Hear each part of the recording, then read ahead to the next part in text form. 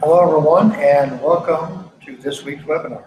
We're here at the Backswing Professional Studio in Scottsdale, Arizona, sunny and warm Scottsdale, Arizona.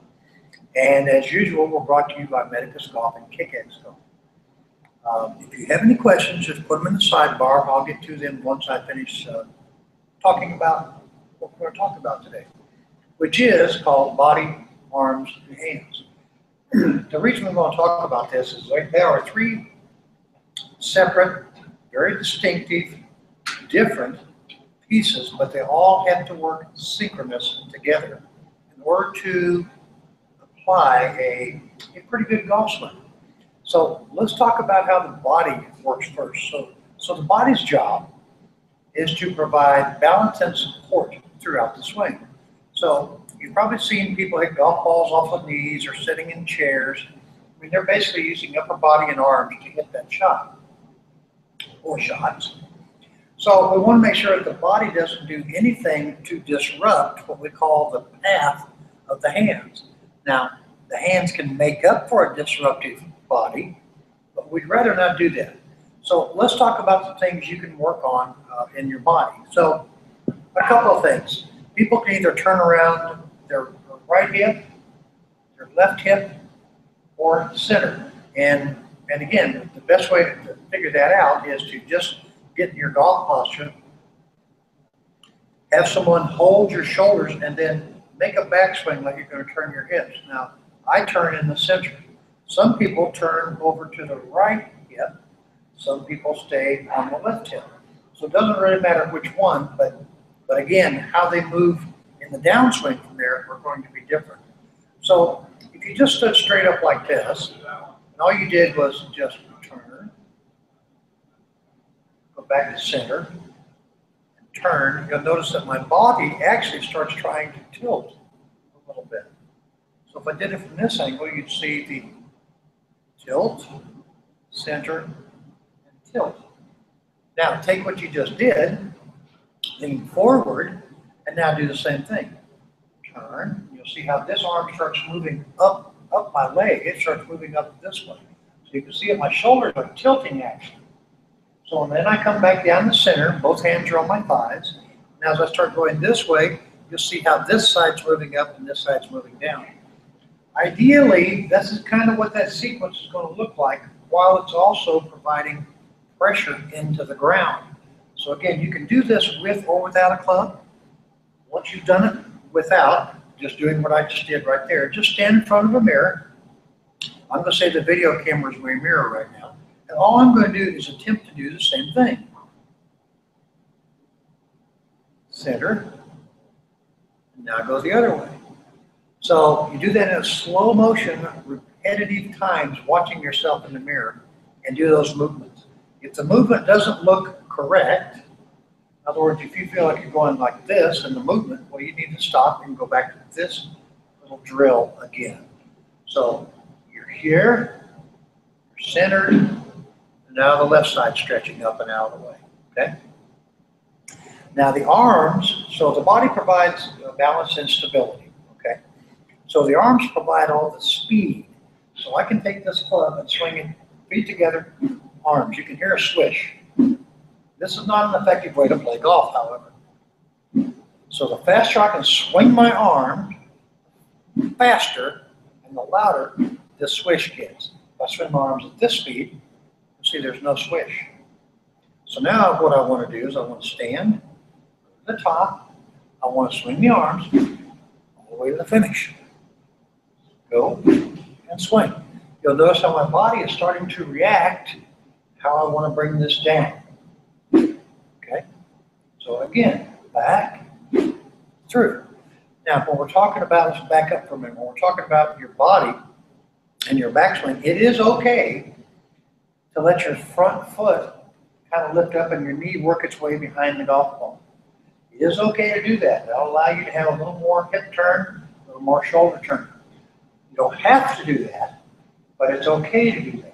Right, so don't think you have to keep that foot down. If it comes up, it comes up. If you're trying to get a bigger turn, you want to get as big a turn as possible. Well, to do that for me, I've got to lift this foot up. You can see the difference how far I can turn here versus keeping my foot down. And I can do that staying right in the middle of it too. So I'm still in the middle, you know, more centered, but my foot came off the ground. And now finally the hands. So the hands get the shot direction because that's the piece that's controlling the club face.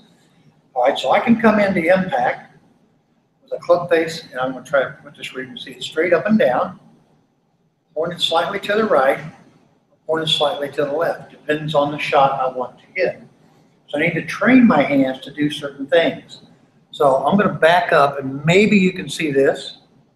Maybe you can't. I'm not sure. We're going to find out really quick here. A good way to do that is come down and stop right at the golf ball. Okay, on this one, my face is pointed to the right. So if I want to hit a draw, that's where I want the face to be at impact. Square, close. So practice doing this, just doing this piece. Learn how to start controlling this club face. Because again, that club face control is going to account for 85% of where the golf ball starts. And then like we said many, many times before, it's going to curve away from the path. All right. So if I'm going to swing down with my face slightly open at impact, I need to make sure that the path, that's where my club head is traveling, is farther to the right than my face is pointing. If I'm trying to hit a fade, I'm going to come into the golf ball with the face pointed left, where I want the ball to start for a fade. That means my path needs to be more left. Okay, so remember the path is always to the right or left of the face, depending on which shot you want to hit. So ball primarily starts where the club face is at impact and curves away from the path. So you work on all these pieces separately. Work on this pivot motion until, look in the mirror. Okay, I'm looking right now. If I see something I like, then good. If I see something I don't like, if I see myself going like this, then I don't want to do that, right? So all I'm going to try to do is just get it here, centered, boom. And I'm going to do this multiple times in slow motion. And I'm going to add my arms to it. Centered, stretch out. Now I'm going to add the hands and control this club face. So the first one's going to be pointed to the right. Next one's going to be square. Next one's going to be pointed to the left. All right, so this should make sense. And if you look in the mirror, watch yourself. And you can do the face motions with a tennis racket as well. In fact, if you go to my website, checkouthisgolf.com, you can see a couple of videos up there with tennis rackets showing how the rackets control the club face. You can also do it with a book. Anything has a flat surface to it. All right, so now let's see what some of our questions are today. All right, so the first question today is from Iker. From now on, I can only use my right arm. How do I teach myself to swing long with one arm? So, okay, so Iker, just take your right arm, take it to the top of the swing, take it up here as far as you can, right? And then swing down with it. You know, you may be trying to go like this and keep your elbow close and fold it into you. You don't necessarily want to do that. Let this thing go all the way up here. This arm, you can go much higher swinging with one arm. This arm won't even reach now. Okay, if you're going to have both hands on the club, you just have to feel like your right arm is always extending and staying much farther away from you. Okay. All right, next question. This is from Greer. Can you give me a technique to reduce hip pain in my trail leg? I get severe hip pain in my groin and abductors. Okay, so I just had a right hip replacement, and so there's several things that I have to do. I have the pain as well. So what I have to do for me, and you can try this, is when I take it back, I let this left foot come. I'm all the way up on my toe. I let the knee work in. It's almost like I'm just picking this foot up, because now I'm not straining against that hip. Anytime you're trying to restrain motion, you're probably going to feel a lot of strain in those areas. So don't try to restrain it. So if I had this club right here at my belt buckle, when I make a backswing, I want to feel like my belt buckle's turned clear back here. Okay? Versus, right now it's turned over here. So I want to free this up, free it up, let it go back as far as you can make it go. And again, you have to figure out, when you're dealing with pain, where do you go that you don't have the pain? Okay? So again, for me to relieve all this right side hip pain and groin pain, I have to feel like I'm turning my belt buckle with all the way away from the target, and I'm not trying to restrict anything. I'm trying to let the whole thing go. Okay. All right, our next question. This is from Dave. My right arm angle at the top of the backswing with longer clubs sometimes collapses to less than 90 degrees, even when doing a 3/4 swing. Is this something to be concerned about? Well, and again, not knowing what your ball flight is, not knowing what the club's doing in the downswing, this doesn't have to be 90 degrees. Okay, it does not have to be 90 degrees. It can be clear back here. This arm can fold as long as the left arm doesn't collapse with it. And some bend is okay. What you don't want is a full collapse. Okay? So as I take that back, let's see what would be the best way to see this. All right, so I've got less than 90 degrees. I think you can see that. I'll take it back even a little bit more. Now I really have less than 90 degrees. And you can see what it looks like on the front side too. So this is now greater, right? So again, 90 degrees is not important, but again, depends on where you're hitting the club and where it's going in the downswing. So you'll see a lot of players that they'll swing back in the club and start pointing way across the line like this, like a la Freddie Couples. You can see that's less than 90 degrees. Well, Freddie's key in the downswing is he takes this elbow, his right elbow, and he moves it toward the golf ball. You can see what that does to the club. It lays the club down so he's coming into the ball from the inside. All right, let's see what the next question is here. All right, this is from Herb. Is the golf swing a circle? Some say a circle going back, some say straight. Golf instruction is getting too confusing. You're right, Herb, it is. It's really getting confusing.